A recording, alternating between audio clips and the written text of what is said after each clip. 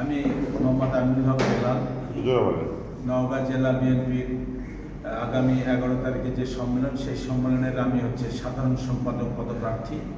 আমার মার্কা মোটরসাইকেল মার্কা।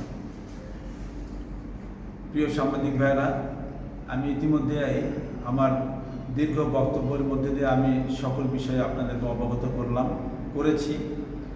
তারপরও আবারও বলছি যে বিশেষ করে আমরা যে ভোটে অংশগ্রহণ করেছি, সেই ভোটে অংশগ্রহণ করার পূর্ব থেকে কমিটি নিয়ে আমরা বারবার যে অভিযোগ পেয়েছি যে ত্যাগী কর্মী নেতাকর্মীরা বাদ পড়ছে, জেল খাটা যারা আন্দোলন সংগ্রামের মাঠের কর্মী ছিল তাদের অভিযোগ ছিল যে তারা বাদ পড়ছে এবং যারা কমিটি করছে তারা তাদের পছন্দ মতন লোককে কমিটিতে অন্তর্ভুক্ত করছে। এই বিষয়টা নিয়ে আমরা বারবার প্রতিবাদ করার পরও যেটা সুরা হয়নি। বিশেষ করে আমরা দেখেছি এই ভোটের মাঠে নেমে, যে মাঠে ঘোরার পর আমরা দেখলাম যে প্রকৃতপক্ষে যারা ত্যাগী রাজপথের কর্মী, জেল খাটা কর্মী, এরা বেশিরভাগই বঞ্চিত হয়েছে। আর এমন কিছু লোককে অন্তর্ভুক্ত করা হয়েছে তাতে আমাদের কাছে মনে হয়েছে যে কাউকে জেতানোর জন্য বা জেতার জন্য তারা এই ধরনের কমিটি তৈরি করেছে। সেজন্য আমি মনে করি এখানে যথেষ্ট স্বচ্ছতার অভাব। পাশাপাশি আমরা লক্ষ্য করলাম যে এইখানে একটা অশুভ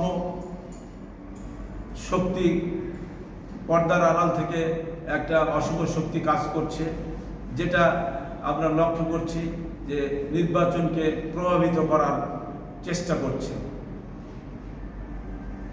আরেকদিকে আমরা লক্ষ্য করছি যে যারা মাঠে কাজ করছে, সেই কাজের মধ্যে দিয়ে আমরা লক্ষ্য করছি যে এইখানে এমন কিছু নেতাদেরকে বাদ দেওয়া হয়েছে দীর্ঘ বছর ধরে যারা পার্টির যুগ্ম আহ্বায়কের দায়িত্ব পালন করেছে অথবা ইউনিয়নের সভাপতির দায়িত্ব পালন করছে, তাদেরকে এখান থেকে বাদ দেওয়া হয়েছে। সব মিলিয়ে একটা অনিয়মের ছোঁয়া আমি লক্ষ্য করছি। এই অনিয়মের মধ্য দিয়ে পার্টির ভারপ্রাপ্ত চেয়ারম্যান মহোদয় যেটা চান যে সৎ ত্যাগী রাজপথের কর্মী যারা জেল জুলুম অত্যাচারের শিকার হয়েছে তারা সামনের কাতারে আসুক, তারা প্রকৃত দায়িত্বে আসুক। কিন্তু এই নির্বাচনের মধ্যে দিয়ে আমি বিশ্বাস করি না যে এই ধরনের ভালো নেতৃত্ব প্রতিষ্ঠিত হবে বলে আমার কাছে মনে হয়নি।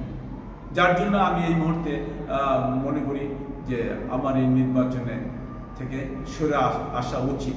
তাই আমি আগামীকালের নির্বাচনের থেকে আমি সরে দাঁড়ানোর জন্য আমি ঘোষণা করছি যে সেখান থেকে আমি সরে আসছি।